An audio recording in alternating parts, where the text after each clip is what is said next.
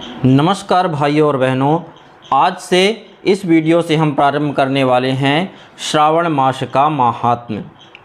तो आज शुरू करेंगे हम श्रावण मास महात्म्य का पहला अध्याय। शौनक बोले, हे सूत, हे महाभाग, हे व्यास शिष्य, हे अकलमश, आपके मुख कमल से अनेक आख्यानों को सुनते हुए हम लोगों की तृप्ति नहीं होती है, अपितु बार बार सुनने की इच्छा बढ़ती जा रही है।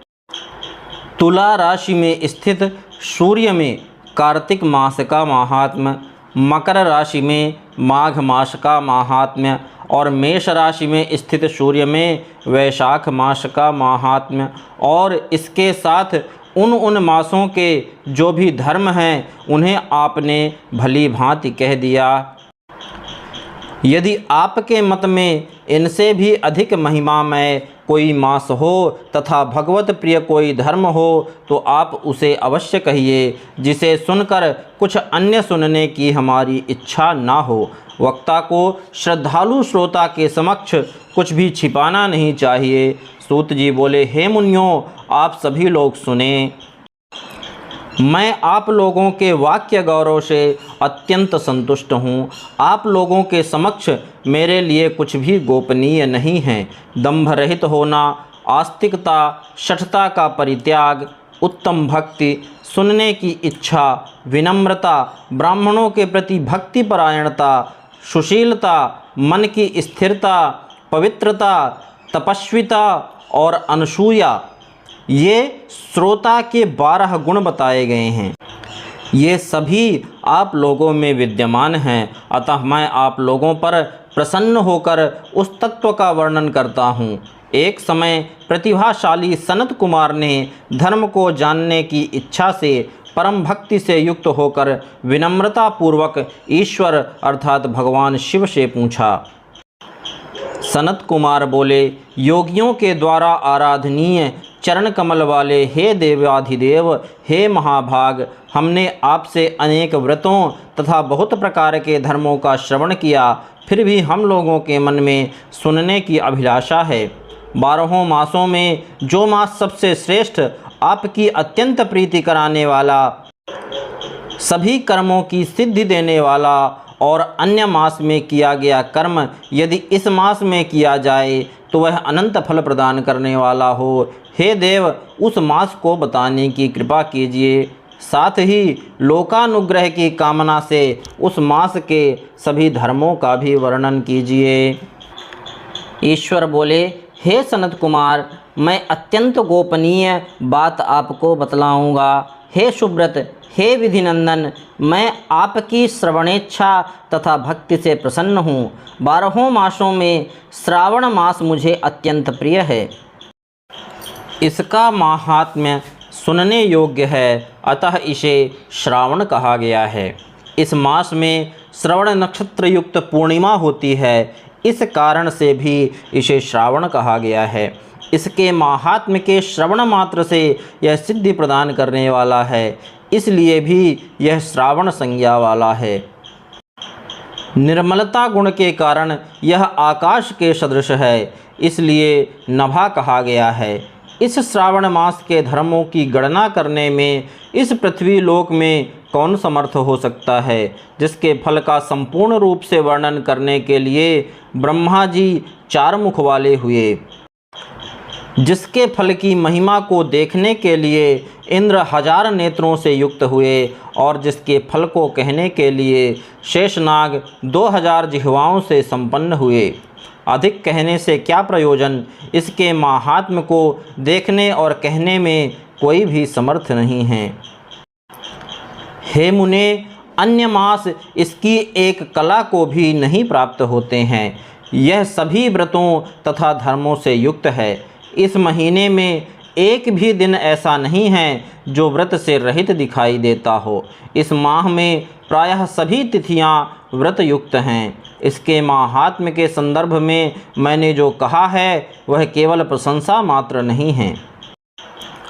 आर्थों, जिज्ञासुओं, भक्तों, अर्थ की कामना करने वाले, मोक्ष की अभिलाषा रखने वाले और अपने अपने अभीष्ट की आकांक्षा रखने वाले चारों प्रकार के लोगों ब्रह्मचर्य, गृहस्थ, वानप्रस्थ, संन्यास आश्रम वाले को इस श्रावण मास में व्रतानुष्ठान करना चाहिए। सनत कुमार बोले, हे भगवान, हे सत्तम, आपने जो कहा कि इस मास में सभी दिन एवं तिथियां व्रत रहित नहीं हैं, तो आप उन्हें मुझे बताएं। किस तिथि में और किस दिन में कौन सा व्रत होता है, उस व्रत का अधिकारी कौन है, उस व्रत का फल क्या है, किस किस ने उस व्रत को किया, उसके उद्यापन की विधि क्या है, प्रधान पूजन कहाँ हो और जागरण करने की क्या विधि है, उसका देवता कौन है, उस देवता की पूजा कहाँ होनी चाहिए, पूजन सामग्री क्या क्या होनी चाहिए और किस व्रत का कौन सा समय होना चाहिए। हे प्रभु, वह सब आप मुझे बताएं। यह मास आपको प्रिय क्यों है, किस कारण यह पवित्र है, इस मास में भगवान का कौन सा अवतार हुआ, यह सभी मासों से श्रेष्ठ कैसे हुआ और इस मास में कौन कौन धर्म अनुष्ठान के योग्य हैं। हे प्रभु, यह सब बताएं। आपके समक्ष मुझ अज्ञानी का प्रश्न करने में कितना ज्ञान हो सकता है, अतः आप संपूर्ण रूप से बताएं।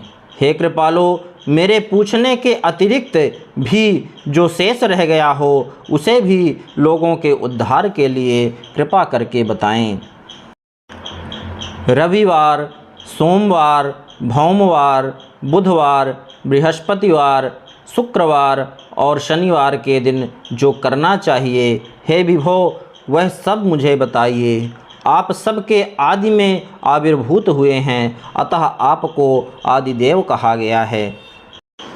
जैसे एक की विधि बाधा से अन्य की विधि बाधा होती है, वैसे ही अन्य देवताओं के अल्प देवत्व के कारण आपको महादेव माना गया है। तीनों देवताओं के निवास स्थान पीपल वृक्ष में सबसे ऊपर आपकी स्थिति है। कल्याण रूप होने के कारण आप शिव हैं और पाप समूह को हरने के कारण आप हर हैं। आपके आदिदेव होने में आपका शुक्ल वर्ण प्रमाण है, क्योंकि प्रकृति में शुक्ल वर्ण ही प्रधान है, अन्य वर्ण विकृत है। आप कर्पूर के समान गौरवर्ण के हैं, अतः आप आदिदेव हैं। गणपति के अधिष्ठान रूप 4 दल वाले मूलाधार नामक चक्र से, ब्रह्मा जी के अधिष्ठान रूप 6 दल वाले स्वाधिष्ठान नामक चक्र से और विष्णु के अधिष्ठान रूप 10 दल वाले मणिपुर नामक चक्र से भी ऊपर आपके अधिष्ठित होने के कारण आप ब्रह्मा तथा विष्णु के ऊपर स्थित हैं। यह आपकी प्रधानता को व्यक्त करता है। हे देव, एकमात्र आपकी ही पूजा से पंचायतन पूजा हो जाती है, जो कि दूसरे देवता की पूजा से किसी भी तरह संभव नहीं है। आप स्वयं शिव हैं। आपकी बाईं जांघ पर शक्ति स्वरूपा दुर्गा, दाहिनी जांघ पर गणपति, आपके नेत्र में सूर्य तथा हृदय में भक्तराज भगवान श्री हरि विराजमान हैं। अन्न के ब्रह्म रूप होने तथा रास के विष्णु रूप होने और आपके उसका भोक्ता होने के कारण, हे ईशान, आपके श्रेष्ठत्व में किसे संदेह हो सकता है। सबको विरक्ति की शिक्षा देने हेतु आप शमशान में तथा पर्वत पर निवास करते हैं।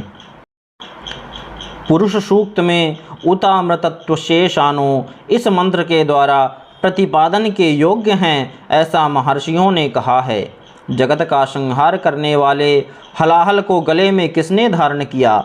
महाप्रलय की कालाग्नि को अपने मस्तक पर धारण करने में कौन समर्थ था? संसार रूप अंधकूप में पतन के हेतु कामदेव को किसने भस्म किया? आप ऐसे हैं कि आपकी महिमा का वर्णन करने में कौन समर्थ है? एक तुच्छ प्राणी मैं करोड़ों जन्मों में भी आपके प्रभाव का वर्णन नहीं कर सकता, अतः आप मेरे ऊपर कृपा करके मेरे प्रश्नों को बताएं। इस प्रकार श्री स्कंद पुराण के अंतर्गत ईश्वर सनत कुमार संवाद में श्रावण मास महात्म्य में पहला अध्याय पूर्ण हुआ। बोलिए देवाधिदेव महादेव की जय। शक्ति स्वरूपा माता पार्वती की जय।